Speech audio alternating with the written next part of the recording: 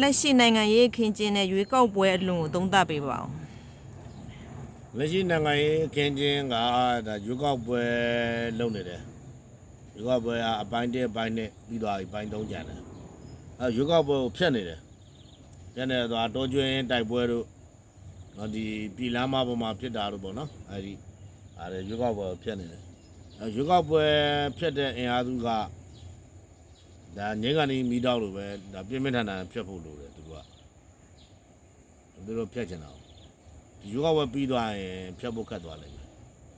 အဲ့တော့ဒီရွေးကောက်ပွဲကဒီတိုင်းနဲ့ပဲအပိုင်း3ကိုကြော်ဖြတ်သွားမှာအဲ့တော့ဖျက်တဲ့အင်အားစုကတကယ်ကြတော့ဖျက်ဖို့တာစုပေမဲ့သူအင်အားမသေးဘူးတော့ကျွန်တော်သိတယ်သူတို့ဒီထိပ်ပိုင်းခေါင်းဆောင်တွေကနိုင်ငံရေးသမားတွေမဟုတ်ဘူးတော်လိုင်းရေးသမားတွေမဟုတ်ဘူးဒီမော်စီတုံးလိုလူမျိုးနဲ့ဆိုရင်ဒီတက်မတော်ကကင်တွဲတာတော်တော်ခက်သွားတယ်နော်ခေါင်းဆောင်ထိပ်ပိုင်းခေါင်းဆောင်တွေကမော်စီတုံးတို့ရဲ့အဖွဲ့မျိုးလို့ဆိုရင်တက်မတော်နဲ့ကင်တွဲရတာတော်တော်ခက်သွားတယ်အဲ့တော့ဒီ21ရာစုဒီမျိုးတော်လိုင်းရေးဆိုတဲ့ဟာကြီးကပါဝင်ပတ်သက်တဲ့ထိပ်ပိုင်းခေါင်းဆောင်တွေရောအလဲအလက်ခေါင်းဆောင်တွေရောကမော်စီတုံးလိုစိတ်ဓာတ်မျိုးတွေနဲ့လုံနေမှာမဟုတ်ဘူးအောင်မြင်မှာမဟုတ်ဘူးအဲ့လိုပဲဖျို့ဖျဲနဲ့ပြီးဆုံးသွားနိုင်မယ်ရွေးကောက်ပွဲအချိန်ဟုန်ရပ်တန့်သွားနိုင်မှာမဟုတ်ဘူးတမတော်ဦးဆောင်တဲ့ဒီဘက်ကရွေးကောက်ပွဲနိုင်ငံရေးစနစ်ကအပိုင်း3ပြီးသွားမယ်အောင်မြင်သွားမယ်အဲ့မှာလည်းခမှန်းပြောရမှာဆိုရင်ပြည်တော်စုကြံ့ခိုင်တဲ့ဖွံ့ဖြိုးရေးပါတီကအစိုးရအဖွဲ့နိုင်လိမ့်မယ်ဖွဲ့စည်းပုံအခြေခံဥပဒေရညွန်ပေါင်းမရှိဘူးညွန်ပေါင်းဆိုတာမရှိဘူးဆိုတာဥပဒေရတော့ဘယ်ပါတီဘလို့ပေါင်းအစိုးရဖွဲ့မယ်ဆိုတာမရှိဘူးဒါပေမဲ့ပြည်တော်စုကြံ့ခိုင်တဲ့ဖွံ့ဖြိုးရေးပါတီရဲ့ခေါင်းဆောင်တွေရဲ့တပ်မတော်ခေါင်းဆောင်တွေရဲ့ပူးပေါင်းပြီးတော့သူတို့တချို့တိုင်းသား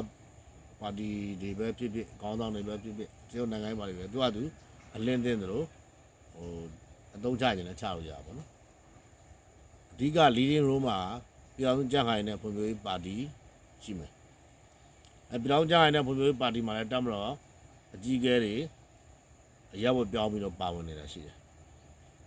အဲ့တော့လွတ်တော်ရွေးကောက်ပွဲပြီးပေါ်လာမဲ့လွတ်တော်မှာအတန်ကdecision လို့ခေါ်တဲ့သုံးဖြတ်ချက်တွေချတဲ့အခါမှာပြက်ပြက်သားသားချနိုင်လိမ့်မယ်နော်ကျွန်တော်တို့လိုလားတာလည်းအဲ့ဒါပဲလေအဲ့လိုပြက်ပြက်သားသားချနိုင်ရမယ်ဇဝေသဘာဖြစ်နေရင်သုံးဖြတ်ချက်တွေမပြတ်သားရင်ရှေ့လုပ်ငန်းတွေလောက်ရတာခက်ခဲလိမ့်မယ်အဲ့တော့ဒီတစ်ဆင့်မှာဒီတိုင်းဖြတ်တန်းသွားတာကိုကျွန်တော်သဘောကျတယ်အဲ့တော့ငြိမ်းချမ်းရေးကိစ္စတော့လည်းကောင်းချင်းမွေးကိစ္စတော့လည်းကောင်းပူပေါင်းဆောင်ရေးကိစ္စတော့လည်းကောင်း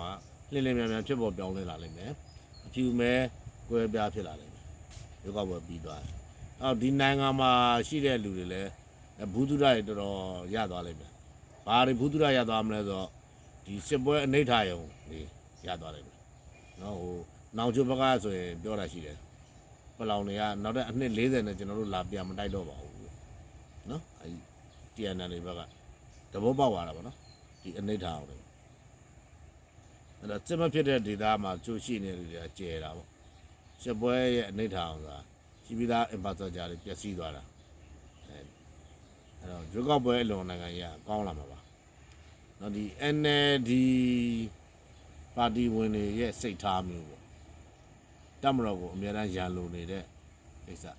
တပ်မတော်ခေါင်းဆောင်တွေရဲ့ဒီစီးပွားရေးစီမံခန့်ခွဲမှုတို့ဘာလို့တွေကြော်မကြိုက်ပါဘူး။ရန်လိုတရားမလို့လေ